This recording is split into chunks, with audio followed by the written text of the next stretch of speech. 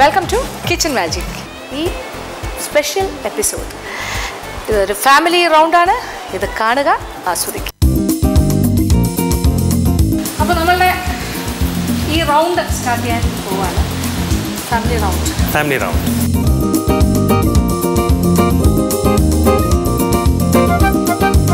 Family round എന്ന് പറഞ്ഞാൽ ഇതിപ്പോൾ ഒരു ലോക്കൽ ഫ്ലേവറാണ് നമ്മൾ ഉദ്ദേശിക്കുന്നത്. അതാത് സ്ഥലങ്ങളിലെ സ്പെഷ്യാലിറ്റി വിഭവങ്ങൾ, നിങ്ങളുടെ എല്ലാം നാട്ടിൽ, അത് കേരളത്തിൻ്റെ തനതായ വിഭവങ്ങൾ.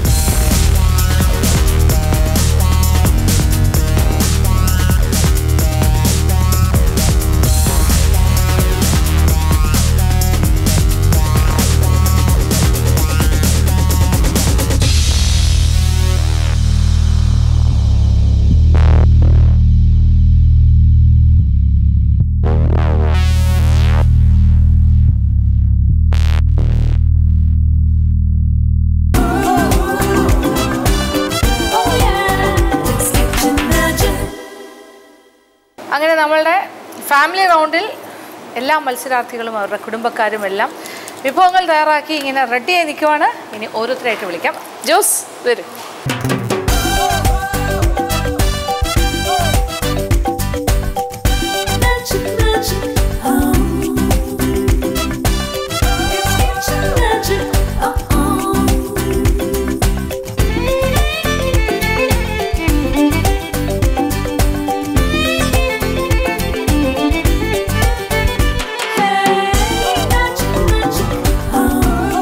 ജോസ്, അമ്മയുടെ കൈപുണ്യം അതുപോലെ കിട്ടിയിരിക്കുന്ന ജോസും. അത്രയൊന്നും കിട്ടിയിട്ടില്ല ചേച്ചിയാണെങ്കിലും, പക്ഷെ ചേച്ചിയും ഒരുപോലെ തന്നെ എഫേർട്ട് എടുത്തിരിക്കുന്നു അല്ലേ. ഗംഭീരമായിട്ട് കാര്യങ്ങൾ കണ്ടിട്ട് ഭയങ്കര നന്നായിരിക്കണം അല്ലേ. ഓക്കെ, ഇനി നമ്മളിത് ഇവരെങ്ങനെയാണ് തയ്യാറാക്കിയെന്ന് ഒരു ഡീറ്റെയിൽഡ് ആയിട്ടൊരു കാഴ്ച അല്ലേ. അപ്പോൾ ഈ വിഭവങ്ങളൊക്കെ ജോസും കുടുംബവും എങ്ങനെയാണ് തയ്യാറാക്കിയെന്ന് കണ്ടു നോക്കാം. ഇന്ന് ഞങ്ങൾ ചെയ്യാൻ പോണത് ഒരു റൈസ്, ഒരു ചിക്കൻ റോസ്റ്റ്, ഒരു ബീഫ് ഉലർത്തിയത്, ഒരു മീൻ കറി. ഇതാണ് മെയിനായിട്ട് പ്ലാൻ ചെയ്തേക്കണേ. 2 മണിക്കൂറിന് കൂടുതൽ പെട്ടെന്ന് ഇത് തീരുകയാണെങ്കിൽ കുറച്ച് ഇത്തിരി ബീൻസ് ഉലർത്തിയത് തോരനായിട്ട്, പിന്നെ 2 ചമ്മന്തി ആണ് ഇന്നത്തെ പ്ലാൻ. ചിക്കൻ റോസ്റ്റാണ് ആദ്യം ചെയ്യാൻ പോകുന്നത്.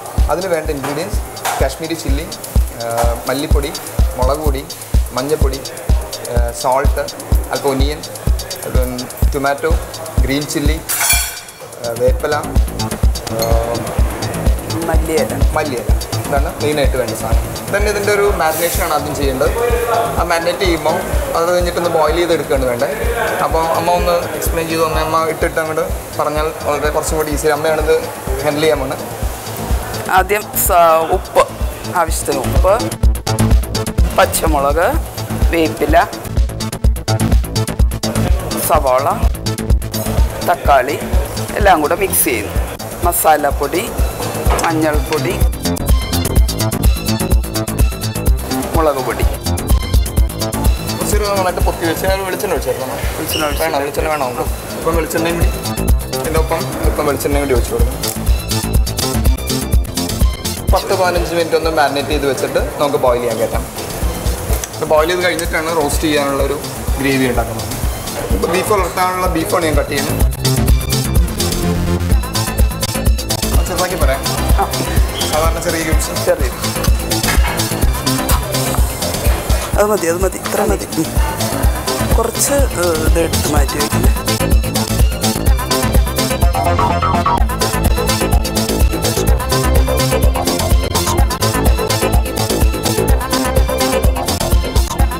ഇപ്പോൾ ബീഫ് മാരിനേറ്റ് ചെയ്യാനുള്ള, ബീഫ് ബോയിൽ ചെയ്യാനുള്ള ഒരു കൂട്ടാൻ റെഡിയായിരുന്നു.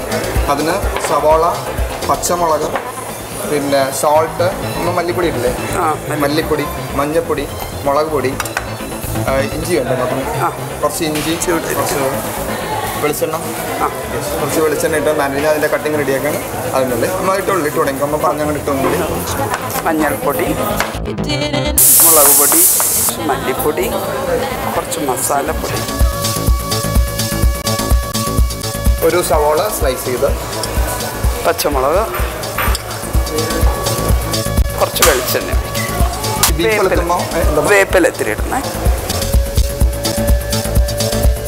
കുറച്ച് മതിയോ, തീരെ എരിതാക്കണ്ട. ബീഫ് എത്തുമ്പോൾ ഒരു അങ്കമാലി തൃശ്ശൂർ സ്റ്റൈലിലാണ് നമ്മൾ ചെയ്യണ എല്ലാ കുക്കിങ്ങും. അപ്പോൾ അതിൽ തേങ്ങാക്കൊത്തിട്ടാണ് നമ്മുടെ നാട്ടിലെ പലപ്പോഴും അതുകൊണ്ടാണ് ഇതിലേക്ക് ഇടുക. ഇതുകൂടി ഒന്ന് കട്ട് ഒരു ചെറിയൊരു പീസ് ഇഞ്ചി, കുറച്ച് വിനാഗിരിയും കൂടി ഒഴിച്ചാൽ എളുപ്പം വേഗം നല്ലതാണ്.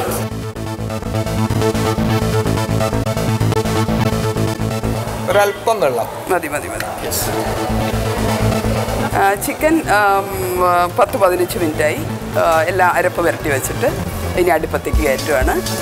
ഇനി അതുപോലെ തന്നെ ബീഫും എല്ലാം റെഡി ആയിട്ടിരിക്കുക.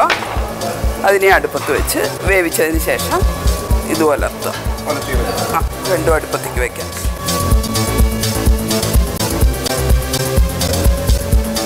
ഇപ്പോൾ ബീഫും ചിക്കനും നമ്മൾ കുക്ക് ചെയ്യാൻ വെച്ചു. ഇതിൽ ബീഫിന് ഒരു 2 വിസിലടിച്ച് കഴിയുമ്പോൾ ചെറിയ ഫ്ലെയിമിൽ വെക്കാം. അത് കഴിഞ്ഞിട്ട് കുറച്ച് നേരം കൂടി കഴിയുമ്പോൾ അത് കുക്കായി പോകും.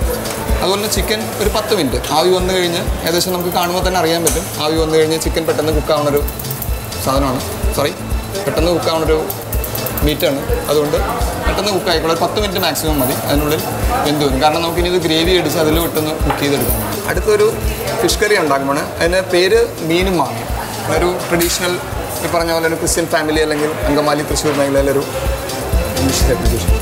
ഫിഷ് കറി വെക്കാനുള്ള ഫിഷ് കട്ട് ചെയ്യാം. പിന്നെ ഫിഷിൻ്റെ ഒരു ചെറിയ പീസാണ് നമുക്ക് വേണ്ടത്.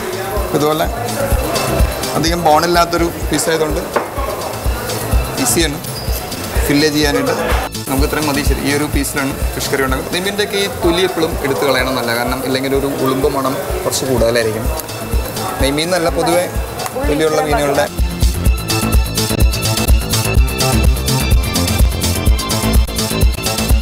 ഇത് കത്തി ഇങ്ങനെ താഴെ വെച്ചിട്ടൊന്ന് ഓടിച്ചു വിട്ടാൽ മതി ഈസി ആയിട്ട്.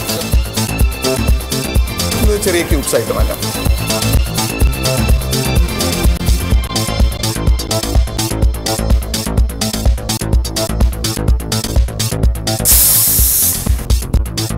മീനും മാങ്ങയും കൂടി കറി വയ്ക്കാനുള്ളത്.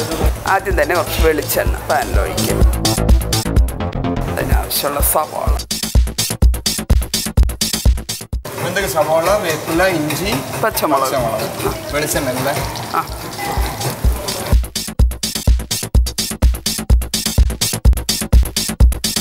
കളർ മാറുന്നവരെ സോട്ട് ചെയ്യണോ?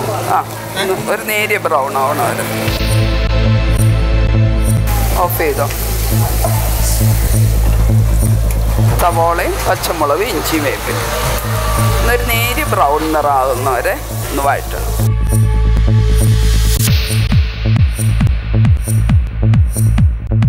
ഇത്തിരി ഉപ്പിട്ട് കൊടുക്കാം സവോള വേഗം വഴഞ്ഞു വരാനായി. ചെറിയ ഉള്ളി ഒപ്പം തന്നെ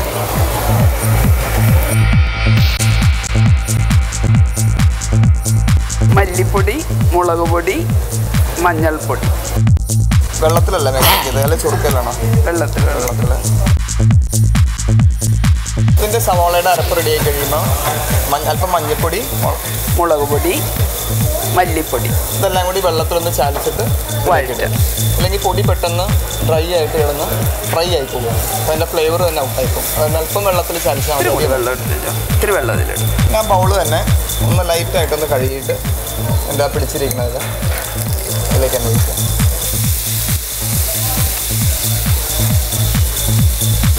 മാങ്ങ